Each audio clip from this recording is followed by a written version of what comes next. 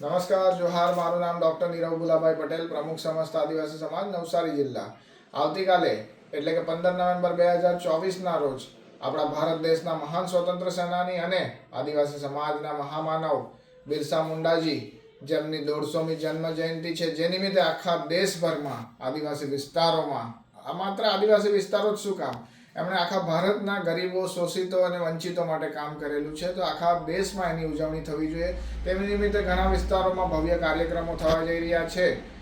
તો એ મહામાનવના જીવન પરથી હું એક એમનું સરસ મજાનું એક વાક્ય કહીશ કે જ્યારે એમની અંતિમ વિદાય થવાની હતી, જ્યારે એમની તબિયત લથડી, એમને ઝેર આપવામાં આવેલું, ત્યારે એમણે મરતા મરતા પોતાના અનુયાયીઓને કહેલું કે હું મરું ત્યારે મારી અંતિમ યાત્રા નીકળે તો ત્યારે મારા પગ ખુલ્લા રાખજો. કારણ કે જે અત્યારે આદિવાસી સમાજે અને ભારત દેશના ગરીબો, વંચિત અને શોષિતોએ હજુ ઘણું લાંબુ અંતર કાપવાનું છે અને એ માટે તૈયાર રહેવાનું છે.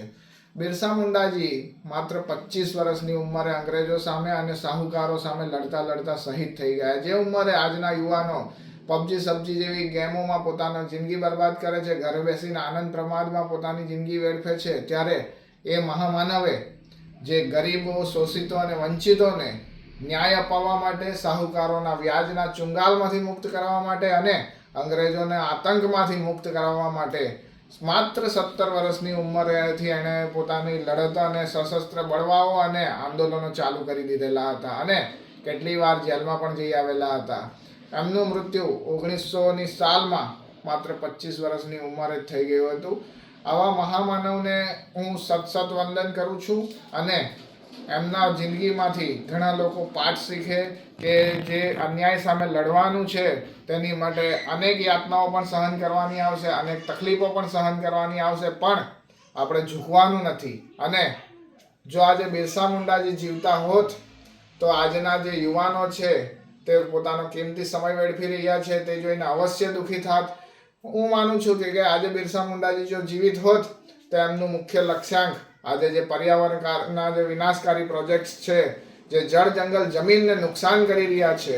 અત્યારે તમને જણાવું કે દિલ્હીમાં અત્યારે, અને દિલ્હી શું વાત કરું, મોટા મોટા શહેરોમાં ઓક્સિજનના બાર ખુલી રહ્યા છે, જેમાં લોકો ફ્રેશ એર લેવા માટે પડાપડી કરી રહ્યા છે. અને કોરોનામાં પણ તમે જોયેલું જ હશે કે લોકોએ ઓક્સિજન લેવા માટે કેવી તકલીફોનો સામનો કરેલો.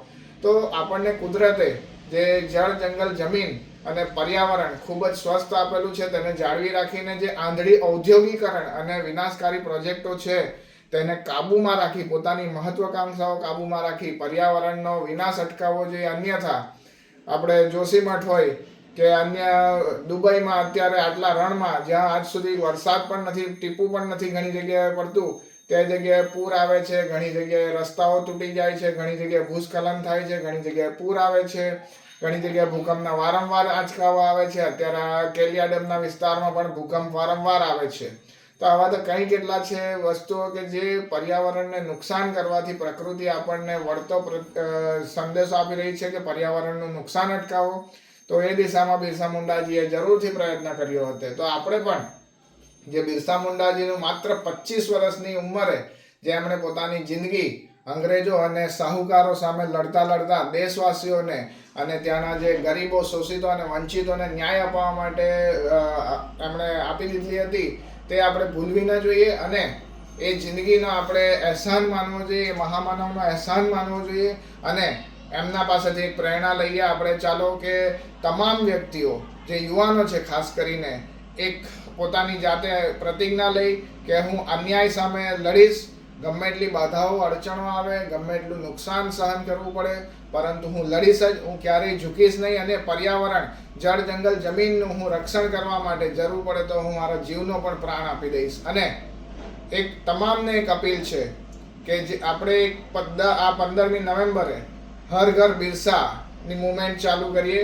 એટલે કે આવતીકાલે હું દરેકને અનુરોધ કરું છું કે પોતાના સ્ટેટસમાં બિરસા મુંડાજી સાથેનો એક ફોટો મૂકે અને ડીપી પણ બિરસા મુંડાજી સાથેની રાખે. અને દરેક યુવાનોને એ પણ અનુરોધ કરું છું, દરેક ઘરમાં બિરસા મુંડાજીનો ફોટો અને આપણા મહાન દેશ ભારતનો ઝંડો હોવો જ જોઈએ. આથી વિશેષ વધુ કંઈ નહીં કહેતા. જોહાર, વંદે માતરમ, જય ભારત, જય બિરસા, જય ભીમ.